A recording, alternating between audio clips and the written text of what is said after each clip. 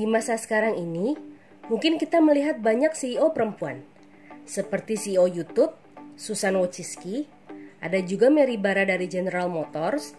Kalau di Indonesia, ada CEO Excel Asyata, Dian Siswarini. Namun, pada tahun 1960-an, hanya satu perempuan yang mencuat. Bukan hanya karena dapat memimpin salah satu perusahaan di daftar Fortune 500, tapi juga karena mampu menumbangkan pemerintahan Amerika Serikat. Namanya adalah Katharine Graham. Katharine Graham lahir di Amerika Serikat pada 6 Juni 1917. Dia terlahir dari keluarga berada. Meski begitu, dia dibesarkan dengan cukup keras oleh ibunya.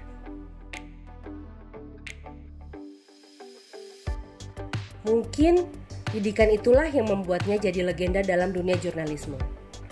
Industri yang saat itu didominasi oleh laki-laki. Tapi, kepemimpinannya tidak muncul begitu saja. Bahkan, awalnya Katharine dinilai tidak punya kemampuan itu. Untuk menjelaskan prosesnya, kita harus melihat perjalanan karir Katharine.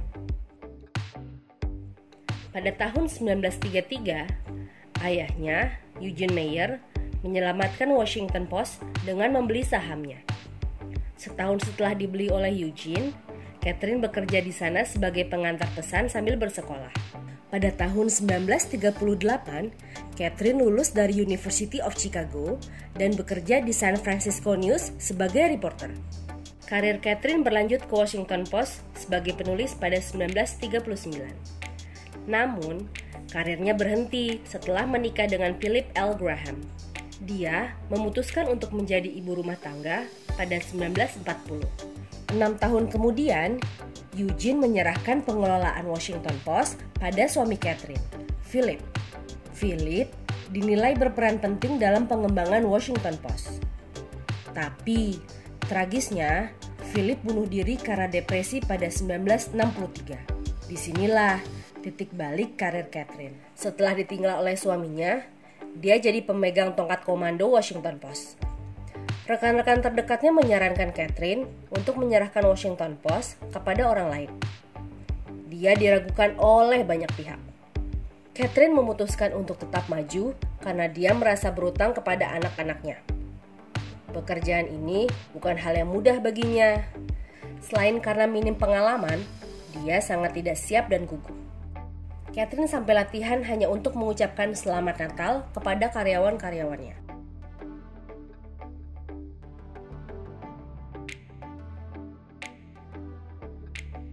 Bagaimana cara Katharine mengatasi inkompetensi dirinya? Dia belajar dengan keras dari karyawan-karyawannya, khususnya editor eksekutif rekrutannya, Benjamin Bradley. Katharine mendalami bisnis, kursus manajerial, sampai turun ke lapangan bersama reporter. Seiring dengan berjalannya waktu, kepercayaan dirinya meningkat. Pemimpin yang kompeten pun tercipta.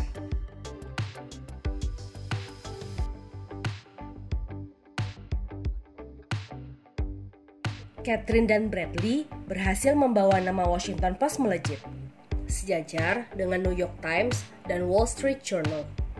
Tapi, salah satu ujian terbesar Katharine dalam memimpin terjadi pada 1971. New York Times mempublikasikan berita investigasi tentang kebohongan Amerika Serikat pada Perang Vietnam yang disebut dengan Pentagon Papers. Beberapa hari setelah Pentagon Papers naik cetak, Pengadilan Federal Amerika Serikat melarang New York Times terbit karena dianggap melanggar undang-undang spionase dan membahayakan pertahanan Amerika Serikat. Washington Post melanjutkan investigasi New York Times tentang Pentagon Papers.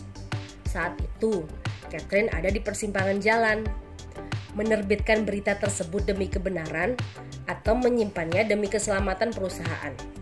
Berbagai aset Washington Post, seperti stasiun radio, majalah, serta surat kabarnya dalam resiko besar. The really wonderful thing about this decision is I had to make it in 30 seconds. I really gulped, and I really was not what your heroic leader is. I just said, oh, go ahead. Beberapa jam setelah terbit, Washington Post diminta untuk berhenti oleh Kejaksaan Agung. Katharine melawan, sampai level Mahkamah Agung.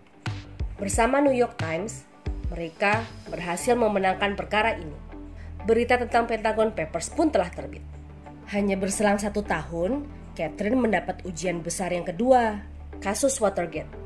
Washington Post menulis tentang pembobolan kantor Komite Nasional Demokratik atau DNC. Sekilas, terlihat seperti kriminalitas biasa. Tapi, setelah diselidiki lebih jauh, pembobolan ternyata mendapat dana dari panitia pemenangan Presiden Nixon untuk memata-matai lawan politiknya pada pemilu selanjutnya.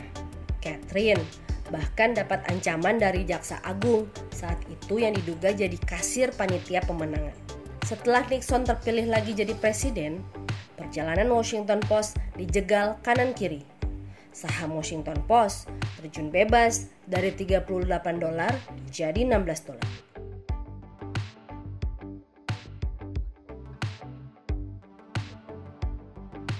Mereka diserang bertubi-tubi. Catherine terus memimpin surat kabarnya untuk memberitakan kasus Watergate. Kegigihan itu terbayar pada 1974. Perkembangan Watergate membuat Nixon menghadapi pemakzulan. Akhirnya, dia mengundurkan diri jadi presiden. Therefore, I shall resign the presidency effective at noon tomorrow. Banyak ujian lain yang dihadapi Catherine dalam memimpin sebuah surat kabar. Namun, hal itu tidak menghentikannya. Bahkan, dia didapuk jadi salah satu CEO terkuat pada masa itu. Catherine meninggal pada 17 Juli 2001. Perjuangannya kemudian difilmkan dengan judul The Post, agar kegigihan dan semangatnya abadi, khususnya di bidang jurnalisme.